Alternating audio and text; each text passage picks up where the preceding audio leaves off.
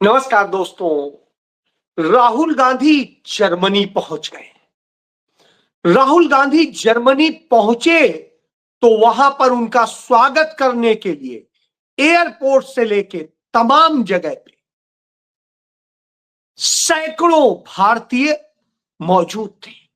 उन्होंने जितने सम्मान के साथ उनका स्वागत किया, वह मीडिया इवेंट करने वाले नरेंद्र मोदी के खेल नहीं है।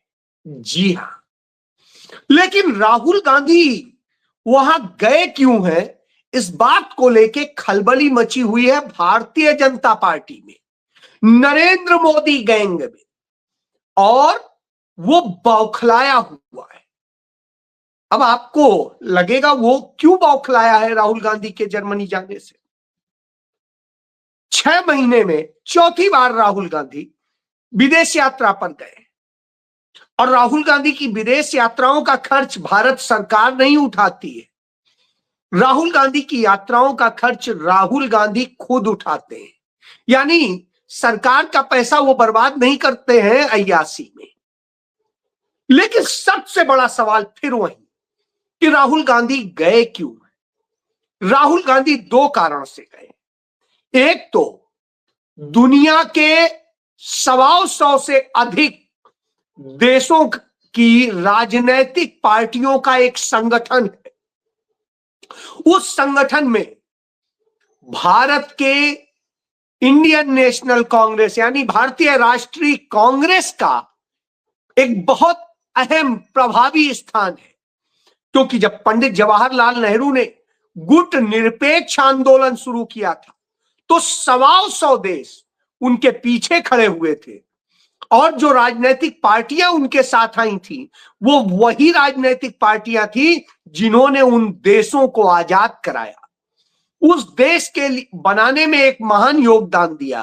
तो कांग्रेस पार्टी उनमें सबसे ऊपर है। जी हां, इसलिए गए। तो आपको ये तो कोई इतनी बड़ी बात नहीं हुई। तो राहुल गांधी गए क्यों, असली वजह मैं आपको बताता हूं। राहुल गांधी पहुंचे जैसे ही जर्मनी, वैसे ही जर्मनी पहुंचने के बाद वो सीधे जाते हैं बीएमडब्ल्यू कार के प्लांट में। आप कहेंगे इससे क्या हुआ। बीएमडब्ल्यू के प्लांट में जाते हैं, उनकी गाड़ियों को देखते हैं। वो तो शोरूम में भी देखा जा सकता है, उसमें कोई फर्क नहीं पड़ता है। उनके सर्विस स्टेशन पे जाकर के उनको देखा जा सकता है कि हाँ क्या क्या है, पार्ट क्या है, कैसे हैं। तो राहुल गांधी वहीं क्यों गए, बीएमडब्ल्यू के कारखाने में क्यों गए, और उस कारखाने में उसके सॉफ्टवेयर सेंटर में क्यों गए। मैं इस पे बहुत जोर इसलिए दे रहा हूं कि यह आपको जानना जरूरी है। अब इसमें मैं किस्सा बताता हूं क्यों गए। क्योंकि भारत के अंदर ईवीएम के जरिए जो धांधली करने के बार बार प्रकरण उभर के आ रहे हैं कि ईवीएम के जरिए कैसे वोट चोरी किए जा रहे हैं, इसको लेके जनता के मन में बड़े सवाल हैं। और जब इतने सवाल हो तो उस सवाल का वास्तविक टेक्नोलॉजी के साथ में जवाब भी होना चाहिए। क्योंकि राहुल गांधी कभी भी कोई आरोप बगैर सबूत के नहीं लगाते हैं। बहुत सारे लोग कहते हैं वो ईवीएम पे इतना खुल के क्यों नहीं बोलते। वजह साफ है, क्योंकि राहुल गांधी के पास में प्रत्यक्ष कोई सबूत नहीं है। तो राहुल गांधी इसलिए गए हैं कि जितने आरोप लगते हैं उसे साबित करने के लिए सबूत होने चाहिए। आप कहेंगे उसका जर्मनी से क्या कनेक्शन है। जी हां, जर्मनी से कनेक्शन है। जर्मनी में एक कार बनती है जिसका नाम है वैक्स वैगन, और वैक्स वैगन कार वह कार है जिसमें एक चीटिंग सॉफ्टवेयर यूज हुआ था। जी, और वो सॉफ्टवेयर उसी में नहीं यूज हुआ था, वो ऑडी में, बीएमडब्ल्यू में और भी कुछ में हुआ था, लेकिन जो प्रकरण पकड़ में आया था वो वैक्सवैगन से आया था। और उसके बाद में दुनिया की मोटर मार्केट में बड़ा बवाल मच गया था। मसला क्या था कि वैक्सवैगन जो कार बनाती थी वो कहती थी हमने इतनी शानदार टेक्नोलॉजी से कार बनाई है कि हमारी कार से कोई प्रदूषण नहीं हो रहा है, और उसने अपनी डीजल कार को यह कह के पास कराया और सबसे श्रेष्ठ बताया कि हमारे में नाइट्रोजन ऑक्साइड का उत्सर्जन बेहद कम है, इतना कम है कि वो नगण्य। आश्चर्य था, पूरी कार मार्केट में तहलका मच गया क्योंकि उसे नंबर 1 दिया जाने लगा। सभी परेशान थे, सबने थोड़ी थोड़ी सी कुछ ना कुछ की थी, लेकिन वो पकड़ में आ जाती थी जांच में। वैक्सवैगन की तमाम जांच में पकड़ में नहीं आता था कि आखिर ये कैसे किया गया है। तो बहुत खोजा गया, अंत में पकड़ में आया कि उसके भीतर, वैक्सवैगन के भीतर एक डिफीड डिवाइस लगी हुई थी, और जो डिफीड डिवाइस थी वो डिवाइस आपको ये पता ही नहीं चलेगा कि ये कोई ऐसी डिवाइस है जो पूरा मैनिपुलेट कर देती है डेटा को। जी हां, डेटा को ही मैनिपुलेट कर देती थी। आप समझ रहे हैं, वो सिस्टम का हिस्सा है। और उसके बाद में उस पूरे की जब जांच होती थी तो जांच में आता था नहीं, इसमें तो प्रदूषण है ही नहीं और कोई गड़बड़ी भी नहीं है। जब कोई गड़बड़ी भी नहीं है, प्रदूषण भी नहीं है, आखिर ये संभव कैसे? क्योंकि जांच के समय प्रदूषण कम होता था और जब वास्तव में वो प्रदूषण छोड़ती थी। बहुत जांच के बाद यह पकड़ में आया कि उसकी जो डिफीड डिवाइस है, उस डिवाइस के जरिए वो असल में उसके प्रदूषण की जो जांच का समय जब आता है तो वो इतनी स्मार्ट है कि वो पूरे को सही दिखा देती है। और जैसे ही वो वास्तव में चलती है तो अपना काम करने लगती है, यानी प्रदूषण की चोरी कर रही होती है। आपको पता ही नहीं चलता है, वो भयंकर प्रदूषण छोड़ रही होती है। और फिर उस डिवाइस को पकड़ा गया, तब वो डिवाइस निकली और पता चला 40% प्रदूषण बढ़ गया उसी गाड़ी में। यानी आंकड़े में तो वो दिख रहा था कि सब सही है, लेकिन वास्तव में गड़बड़ था। तो इनके तमाम सारी चीजें, बीएमडब्ल्यू चूंकि वहीं बनती है जर्मनी में, तो राहुल गांधी ने, चूंकि बीएमडब्ल्यू कंपनी के ही लोगों ने वो पकड़वाई थी, नहीं तो उनकी गाड़ियां फेल हो रही थी, वैक्सवैगन पास हो रही थी कि वो प्रदूषण ज्यादा करती है, ये कम करती है। बिल्कुल नहीं करती है। तो राहुल गांधी इसीलिए वहां पहुंचते ही सबसे पहले बीएमडब्ल्यू के कारखाने में गए और उसके सॉफ्टवेयर सिस्टम को समझा कि कैसे कैसे ये किया जाता है और किस तरह से यही डिवाइस कैसे एक स्मार्ट तरीके से ईवीएम में इस्तेमाल की जाती है। और यह बात भी सबसे पहले पूरी दुनिया में जर्मनी ने ही पकड़ी थी, और इसीलिए जर्मनी ने 2009 में वहां की अदालत ने, सुप्रीम कोर्ट जो वहां की कहेंगे, वहां की सुप्रीम कोर्ट ने आदेश दिया कि ईवीएम मशीन असल में ब्लैक बॉक्स है, ये पूरे लोकतंत्र को खत्म कर रही है वोट चोरी करके। तो राहुल गांधी उस कार्यक्रम में तो जाएंगे ही, वहां पर तमाम लोगों से मिलेंगे ही, तमाम उन वैज्ञानिकों से मिलेंगे, लेकिन यह भी वो जानने गए हैं कि किस तरह से वो डिवाइस काम करती है, और वो डिवाइस न सिर्फ कार में बल्कि ईवीएम में और तमाम सिस्टम में यूज हो सकती है। इसीलिए वहां की सरकार को निर्देश दिया, वहां की सुप्रीम कोर्ट ने, कि आप तत्काल ईवीएम को कबाड़ में बेचिए और बैलेट से चुनाव कराइए। जी हां, यूं चोरी पकड़ी गई। तो उसी चोरी का कैसे क्या सिस्टमैटिक अध्ययन है, क्योंकि जो राहुल गांधी ने अभी संसद में कहा कि ईवीएम का निष्पक्ष और पारदर्शी तरीके से उसके अंदर इंटर करके जांच करने का अधिकार दिया जाए और उसका पब्लिक ऑडिट हो, यही काम जर्मनी ने किया था। पब्लिक ऑडिट हुआ था ईवीएम का। तो वही राहुल गांधी जानने और समझने गए हैं, जिससे नरेंद्र मोदी को और उनकी सरकार को चुनौती दी जा सके, अदालत भी जाया जा सके। इसलिए राहुल गांधी उस तथ्य को समझने गए, और वहां कुछ उन्हीं वैज्ञानिकों से मिलेंगे जिन्होंने यह हैकिंग का सिस्टम तैयार किया था। जी हां, यानी उस सॉफ्टवेयर को तैयार करने वाले उन लोगों से भी राहुल गांधी की मीटिंग होनी है। इसीलिए नरेंद्र मोदी गैंग, भाजपा परेशान। तो यह एक सत्य है। अब इसके बाद और दूसरा बताता हूं।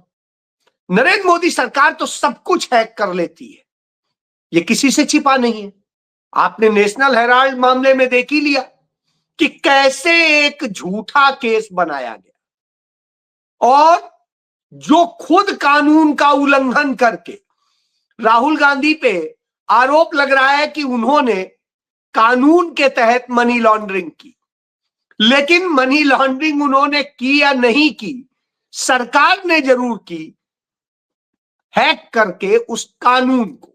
जी, क्योंकि राहुल गांधी और सोनिया गांधी के खिलाफ जो सुब्रमण्यम स्वामी ने सीबीआई में, ईडी में, सब में कंप्लेंट दी थी, अदालत में भी दी थी, अदालत ने भी एफआईआर दर्ज करने से मना कर दिया था। सीबीआई ने प्राथमिक जांच के बाद में उसे खारिज कर दिया था, ईडी ने भी खारिज कर दिया था। ये सब नरेंद्र मोदी सरकार में हुआ। फिर वो परिवाद में गए थे, परिवाद मतलब प्राइवेट कंप्लेंट में, और उस कंप्लेंट का कोई मतलब नहीं था, समनिंग केस था। उन्होंने खुद ही अपने केस को स्टे करवा लिया, क्योंकि जानते थे वो फंस जाएंगे, कोई तथ्य नहीं।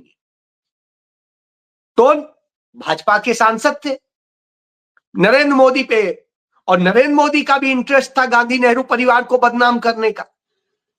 तो साहब, इस पे ईडी ने 3 बार जांच की, सीबीआई ने 3 बार जांच की, लेकिन कुछ नहीं मिला।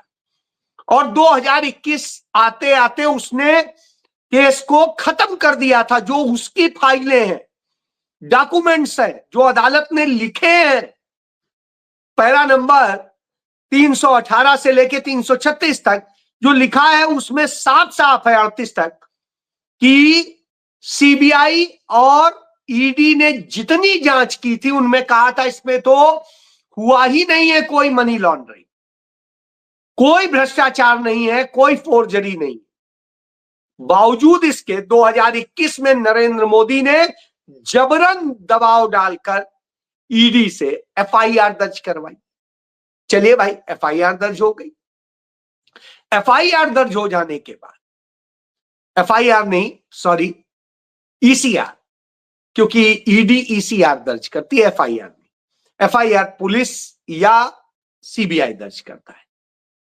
तो ऐसी स्थिति में वो जो ईसीआर दर्ज की, उसमें जबरन चार्जशीट कर दी, जिस चार्जशीट को अदालत ने यह कहते हुए कॉग्निजेंस लेने से, संज्ञान लेने से मना कर दिया कि साहब ये तो पूरी तरह से अवैध है, क्योंकि पीएमएलए एक्ट की धारा 5 के तहत ये खुद ही अवैध है, चार्जशीट ही अवैध है, जांच अवैध है। यानी अवैध जांच हो रही थी इतने सालों से, जिसपे इतना रुपया खर्च हो गया, इतना कागज लग गया, और राहुल गांधी और सोनिया गांधी से दोनों से मिला के करीब 70-80 घंटे पूछताछ हुई, और 80 घंटे जिनसे पूछताछ हुई हो दोनों से, उसके बाद मल्लिकार्जुन खड़गे और सबको मिला के 100 घंटे पूछताछ हुई हो। आप सोचिए इससे ज्यादा बुरी स्थिति क्या होगी, और निकला कुछ नहीं।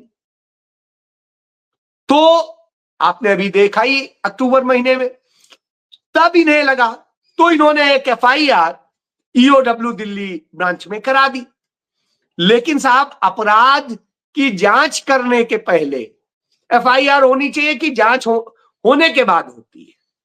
अजीब सी स्थिति। इन्वेस्टिगेशन के बाद में कभी एफआईआर नहीं होती, एफआईआर प्राइमरी जांच के बाद होती है। यहां तो चार्जशीट होने के बाद में एफआईआर कर रहे हैं। अब आप सोच लीजिए, यह स्थिति है। चलिए, तो इससे पता चलता है गांधी नेहरू परिवार से इन्हें डर कितना लगता है। तो उसे बदनाम करने के लिए यही लोग कहते हैं अरे दोनों जमानत पे छूटे हैं, ये है वो है, तो इसलिए करते हैं। इसीलिए मल्लिकार्जुन खड़गे ने कहा कि नरेंद्र मोदी को अपने इस पाप के लिए पूरे देश से माफी मांगनी चाहिए और इस्तीफा देना चाहिए। लेकिन नहीं, नरेंद्र मोदी नहीं करेगा। क्यों? क्योंकि बेशर्मी उनके संगठन का हिस्सा है।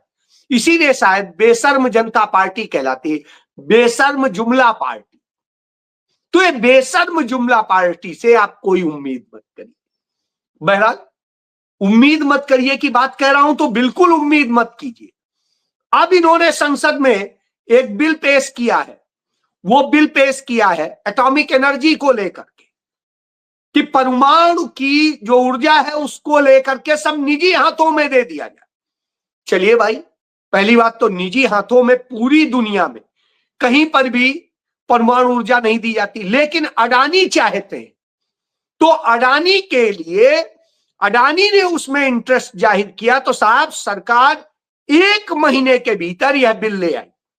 और जब बिल लेके आती है सदन में, तब खुलासा होता है। तो कांग्रेस पार्टी के सांसद, पूर्व केंद्रीय मंत्री मनीष तिवारी बताते हैं कि कैसे अटल बिहारी वाजपेयी ने एटॉमिक एनर्जी और जो दूसरा परीक्षण करके भारत को झोंक दिया था संकट में, और उसके बाद में पाकिस्तान को उसका लाभ मिला और पाकिस्तान ने परमाणु परीक्षण कर लिया जो परमाणु संपन्न नहीं था।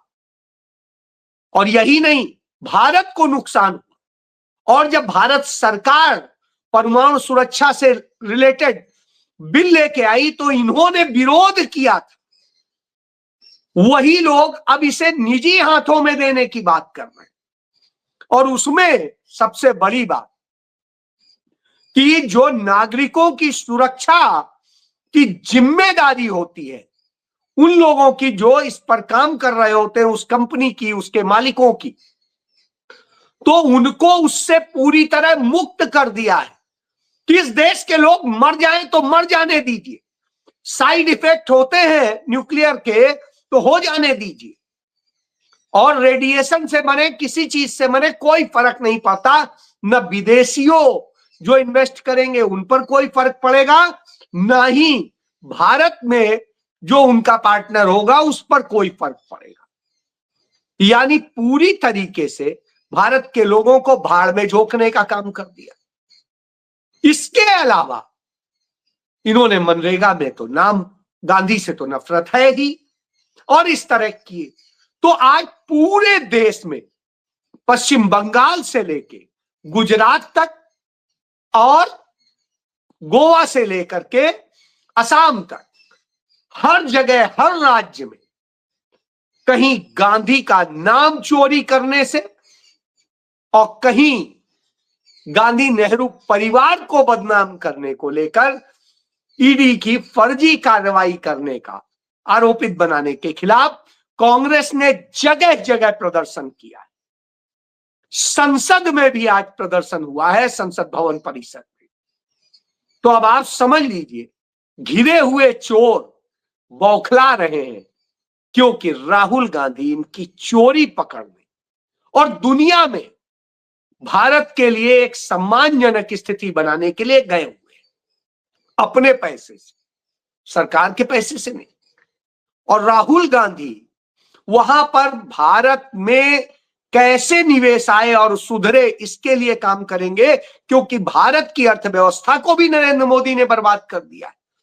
कर्ज पर टिकी अर्थव्यवस्था का हाल यह है कि अब हमारा रुपया जो है इतना गिर गया है कि डॉलर 92 की ओर बढ़ रहा है। 91 रुपए कुछ पैसे का अब डॉलर हो चुका है, यानी 91 क्रॉस कर चुका है, अब 92 की तरफ बढ़ रहा है। और मैंने आपसे कहा है कि फाइनेंशियल ईयर खत्म होते होते ये देखिएगा, स्थिति यह है कि ये 100 तक पहुंच जाए तो आप आश्चर्य नहीं करिएगा। यह है सच।